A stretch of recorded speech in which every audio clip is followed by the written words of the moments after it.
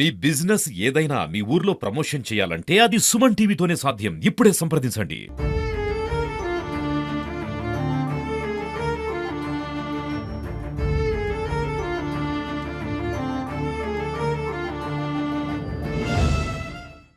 ప్రమాదంలో గాయపడిన వారంతా కూడా చనిపోయిన వారంతా కూడా ఒరిస్సా రాష్ట్రానికి చెందిన వారు. ఒరిస్సా రాష్ట్రానికి చెందిన కలహండి డిస్టిక్ గోవా గ్రామానికి చెందిన వీళ్ళంతా కూడా తమ వారిని పోగొట్టుకొని తీవ్ర విషాదంలో ఉన్న పరిస్థితి కనబడుతుంది. చాలామంది ప్రమాదంలో 32 మందికి పైగా ప్రయాణిస్తుండగా 18 మంది తీవ్రంగా గాయపడ్డారు, 4 చనిపోయారు, మరొకరు ప్రాణాపాయ స్థితిలో ఉన్నారు. వీరందరినీ కూడా తమ వారు ఎవరో తెలియక వాళ్ళంతా కూడా तीव्र विषाद में ఉన్న పరిస్థితి కనబడుతుంది. किधर से आया आप?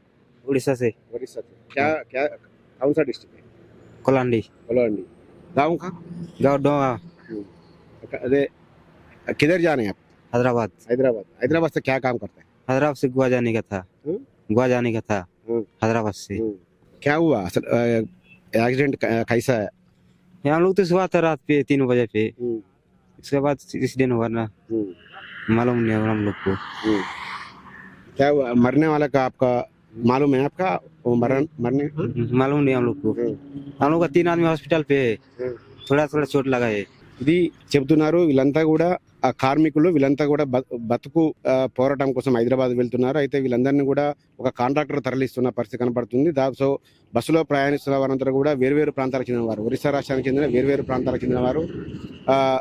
3 గంటల సమయంలో ప్రమాదం జరిగింది. ఆ సమయంలో మేము నిద్రలో ఉన్నాము, మేము ఏమీ గమనించలేదు, మాకు ఏమీ తెలియదు. మేము తేరుకునే లోపే ప్రమాదం జరిగింది, 4 చనిపోయారని కూడా వాళ్ళది తీవ్ర ఒక విషాదంతో అయితే చెప్తూ ఉన్న పరిస్థితి కనబడతా ఉంది. మొత్తంగా చూసుకుంటే వీళ్ళంతా కూడా బ్రతుకు పోరాటం కోసం తమ కుటుంబ సభ్యులను పోషించుకోవడానికి తమ గ్రామాలను వదిలి, రాష్ట్రాలను వదిలి హైదరాబాద్ వెళ్తూ ఈ ప్రమాదం బారిన పడడం అయితే తీవ్రంగా విషాదంలో అయితే ఇలా కుటుంబ సభ్యులను, ఇక్కడ వాళ్ళ గ్రామస్తులను విషాదంలో నింపిందని చెప్పుకోవచ్చు. మొత్తంగా చూసుకుంటే లారీ సంబంధించిన ఏదైతే ఇసుక లారీ డ్రైవర్ ఉన్నాడో ఆ డ్రైవర్ నిర్లక్ష్యంగా ట్రబుల్ ఇవ్వడంతో ఆ రోడ్డు పైన నిలబడమే ప్రమాదానికి కారణం. దాంతో పాటు తెల్లవారుజామున ఆ బస్సు డ్రైవర్ ఎవరైతే ఉన్నారో ఆ బస్సు డ్రైవర్ కూడా 120కి పైగా స్పీడ్లో ఉండడం, దాంతోపాటు నిద్రమత్తులో ఉండడమే, అతివేగంగా వెళ్తుండడమే ప్రమాదానికి కారణంగా తెలుస్తా ఉంది.